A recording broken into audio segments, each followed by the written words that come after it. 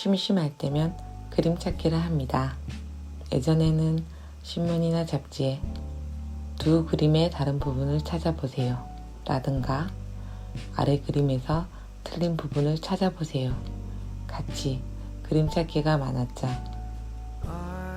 얼핏 보면 다른 점이 하나도 안 보이는데 두 그림이 똑같아 보이는데 자세히 보면 다른 부분이 보입니다. 왼쪽 그림의 꽃병은 무늬가 있는데 오른쪽 그림의 꽃병에는 없다던가 안경을 쓰고 있던 사람이 사라져 있던 것처럼 말이죠. 그렇게 무엇이 잘못되었나 어디가 서로 다른가 찾느라 뚫어져라 찾아봅니다. 틀린 그림이든 다른 그림이든 꼬투리를 잡는 것이 즐거웠기 때문일까요? 예전에는 그렇게 하던 그림 찾기를 요즘은 왜 하지 않나 생각해보니 이 꼬투리 잡는 일이 재미없어져서 그런 것 같습니다. 뭐가 잘못되었나 눈에 불을 켜고 찾는 것보단 뭐가 잘 되었나 생각하고 찾는 일이 더 즐거운 거죠.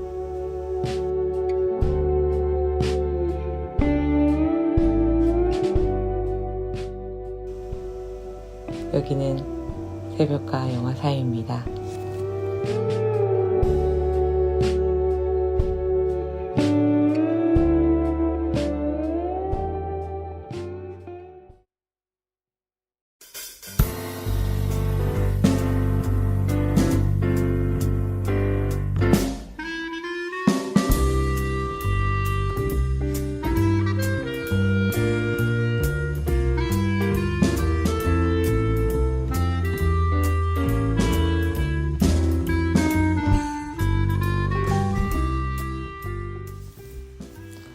어느 순간 문득 돌아보면 습관과도 같은 음악이 몇 개 있죠. 분명 어디서 들어봤던 것 같은, 그리고 이럴 때 써야 할 것 같은, 하지만 이유와 시작을 도저히 모르는 습관과도 같은 그런 음악.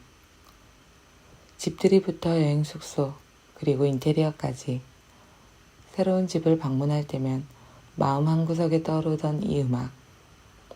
사실 1998년 개봉한 미술관 옆 동물원이라는 영화의 삽입곡이라는 것을 알고 계셨나요? 전화 한 통에 전전긍긍하고 약속 장소에 상대가 나오지 않으면 하염없이 기다리는, 그리고 만남의 우연을 기대하게 되는 과거만의 애달픔을 매력적으로 담은 영화입니다. 결혼 영상 촬영 기사 춘희. 촬영 때마다 마주치는 보자간 인공을 남몰래 사랑하는 서투른 사랑을 하고 있습니다. 그녀의 집에 갑자기 찾아온 철수. 저녁 전 마지막 휴가를 함께 보내기 위해 애인인 다혜의 집에 찾아온 거지만 그녀는 이미 떠난 지 오래입니다. 그러나 다혜를 만나기 위해 눌러앉게 되고 춘희는 그런 철수를 싫어합니다. 두 사람은 서로 충돌하고 티격태격하면서도 자신이 생각한 자리에 있습니다. 운 좋게 다혜를 만난 철수. 하지만 그녀는 다른 사람과의 결혼을 앞두고 있었습니다. 그를 옆에서 지켜보던 춘희는 안쓰럽기만 합니다. 누군가를 사랑한다는 것은 아플 수도 있다는 것을 그녀는 알고 있기 때문이죠. 한편 철수는 그녀가 사랑을 모른다고 생각합니다. 그가 생각하는 사랑은 서로의 마음을 확인하는 현실이기 때문이죠. 춘희가 매일 밤 무엇인가 적고 있다는 것을 본 철수는 춘희의 글을 훔쳐 읽어봅니다. 그리고 그녀가 누군가를 혼자 사랑하고 있다는 것을 알게 되죠. 허나 그녀의 사랑 방식에는 동의하지 못합니다. 춘희의 사랑에는 기다림만 있을 뿐 어떤 진전도 없습니다. 자신의 방식대로 춘희가 철수를 옆에서 지켜보았듯 이번에는 철수가 그녀의 글 속으로 들어가 사랑의 방식을 바꾸려 합니다. 춘희는 인공을, 철수는 다혜를 그리며 함께 미술관 옆 동물원이라는 제목의 시나리오를 써내려갑니다.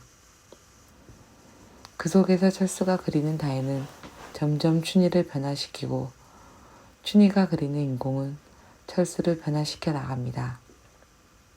비록 SNS부터 카카오톡 그리고 휴대전화까지 있는 현대와 달리 때로는 답답하고 의아해지기도 하며 이해할 수 없는 대화나 행동을 보여주기도 하는 그런 25년 전 아련한 기억 속의 사랑 이야기를 보여줍니다.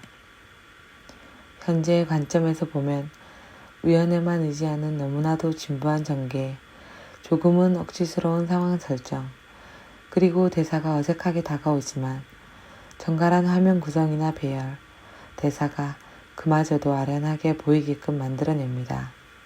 사람은 살아가면서 자신과 딱 맞는 사람을 만나는 것을 누구나 꿈꿉니다.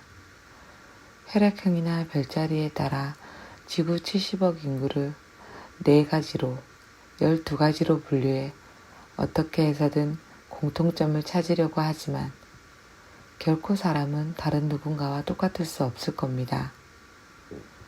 그럼에도 불구하고 사람들은 늘 자신과 맞는 사람 혹은 자신의 이상형을 찾기 위해 노력하죠.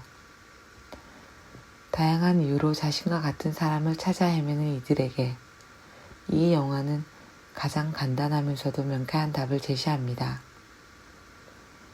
인연이기 이전의 우연을 애당초 자신과 맞는 사람이 이 세상 어딘가에 있는 것이 아닌 서서히 자신이 또는 상대가 서로에게 동화되는 것임을, 그리고 그런 상대는 늘 우리 주변에 존재하고 있을 수 있다는 것을 영화는 조용히 두 사람의 모습으로 보여주고 있습니다. 엄청난 사건이나 사고 없이 천천히 진행되지만 모든 것이 빠르게 흐르는 지금과 달리 느림이 주는 설렘이 대화와 음악을 통해 담백하면서도 대사처럼 서서히 물들어 버리는 영화. 인연이기 이전의 우연을 먼저 돌아보게 하는 그런 영화. 미술관 옆 동물원의 시놉시스였습니다.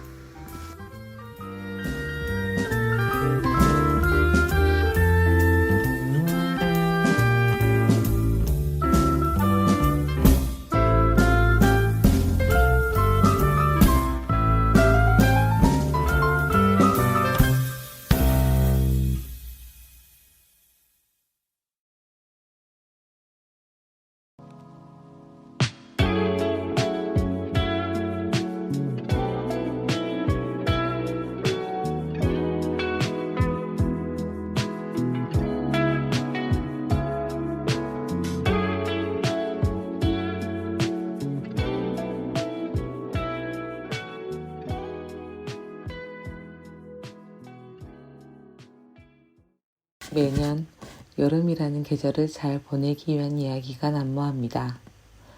신문은 당연하고 뉴스, 유튜브, 그리고 SNS까지도 바다 이야기로 가득 차죠. 청춘들의 열정으로 뜨겁게 달구던 바다도, 높은 파도를 가로지르는 시원한 서핑도, 친구나 연인과 함께 남겨두었던 백사장의 발자국의 이야기가 아닌 그저 바다를 바라보던 청년과 그를 바라보던 여자를 담은 영화는 어떤가요? 오늘 준비한 영화는 그 여름 가장 조용한 바다입니다. 어느 여름 말하지도 듣지도 못하는 농아인 시게루는 환경미화원으로 일하던 중 앞코가 부러진 채 버려진 서핑보드를 줍게 되고 이를 정성껏 고쳐 매일 해변으로 나갑니다. 그 뒤를 같은 농아이자 여자친구인 타카코가 늘 그림자처럼 따르죠. 시게루는 별다른 장비도 없이 오직 직접 고친 서핑보드만으로 매일 서핑 연습을 합니다.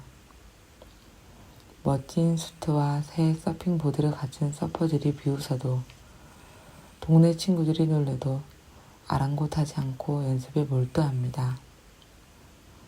시게루가 서핑을 하러 바다로 걸어가면 다카코는 그가 벗어놓은 옷을 정리합니다. 그리고 시게루가 몇 번이고 파도 속에서 넘어지는 모습을 계속 지켜보죠. 이것이 그녀의 사랑 방식입니다. 작은 바닷가 마을에 바람이 불면 파도가 높아지고 같이 걷는 두 남녀의 침묵 뒤로 보이는 서정적인 풍경이 아릿하면서도 미더운 언어로 표현되지 않는 그들의 사랑으로 담담하게 다가옵니다. 며칠이나 지났을까 열심히 고쳤던 서핑보드의 앞코가 다시 부러집니다. 다시 고칠 수 없다는 것을 직감한 시게루는 새 서핑보드를 사기로 하죠. 비쌌지만 서핑을 그만둘 수 없었기에 결국 새 서핑보드를 삽니다. 그런데 알고 보니 다른 가게에서 더 저렴하게 살 수 있었지만 둘은 아무 말도 하지 않고 그저 지나갑니다. 그에겐 서핑이 더 중요하고 그녀에겐 그가 더 중요했으니까요. 하지만 열정이 과해지면 소중한 무엇인가를 잊기 마련이죠. 서핑에 너무 몰입하던 시게루는 점차 환경미화한 일과 여자친구 다카코에게 소홀해집니다. 그림자처럼 뒤를 따라다니며 언제나 해변에서 옷을 정리해놓던 다카코가 어느 날부터 해변에 나타나지 않게 됩니다. 그것을 깨달은 시게루는 다카코를 찾아가고 그녀는 그 앞에서 그간 서운함에 눈물을 흘립니다. 둘은 그렇게 화해를 하고 서로의 마음을 다시 이어갑니다. 다카코뿐만 아니라 시게루의 직장 동료 역시 그를 나무라며 원래 생활로 돌아오게 도와줍니다. 그 사이 시게루를 웃음거리로 여기던 사람들이 바뀌어 갑니다. 서핑에 대한 그의 순수한 마음을 보곤 먼저 도움의 손길을 내밀기도 하죠. 서핑샵 주인과 직장 동료의 도움으로 시게루는 대회까지 출전하게 됩니다. 결과는 B랭크의 6위 입상. 대단한 상은 아니었지만 바다를 등지고서 보드가 아닌 해변 위에 서서 다카코에게 트로피를 안겨주는 그의 모습은 영화 속에서 처음으로 행복해 보입니다. 어느 때와 다름없이 비가 오는 날에도 서핑 연습을 위해 그들은 해변으로 향합니다. 그러나 조금 늦게 해변에 나간 다카코에게 시게루의 모습은 보이지 않고 그의 보드만이 파도에 떠밀려 와 있었죠. 너무나 갑작스럽게 그리고 마치 그들처럼 침묵 속에 이별하게 된 다카코는 시게루가 처음 참가했던 그러나 농아이기의 이름을 듣지 못해 실격된 대회가 열린 장소에서 둘이서 같이 찍은 유일한 사진을 보드에 붙여 바다로 보내는 것으로 시게루를 떠나보냅니다. 농아가 주연인 만큼 극중 대사가 많지 않습니다. 시게루와 다카코 간의 대화는 물론 극을 전개하는 데 필요한 소량의 대사와 약간의 웃음을 담은 리듬을 제외하고는 대사라는 것 자체가 없죠. 그러나 대사의 빈 공간은 바닷가 마을의 소리가 채우고 파도 소리부터 자동차 소리, 바람 소리 등이 빈 공간을 메웁니다. 중간중간 그리고 마지막에 등장하는 히사이시조의 음악은 대사가 없는 그들을 누구보다 감정을 가진 존재로 만들어냅니다. 코믹하거나 폭력적 또는 이념적이고자 하는 영화 혹은 감정이 흘러넘치다 못해 쏟아지는 영화 사이 조용한 정서가 키워드가 되어 처음부터 끝까지 담담히 흐르는 영화. 말하지도 듣지도 못하는 남녀지만 그 흔한 수화조차 보이지 않습니다.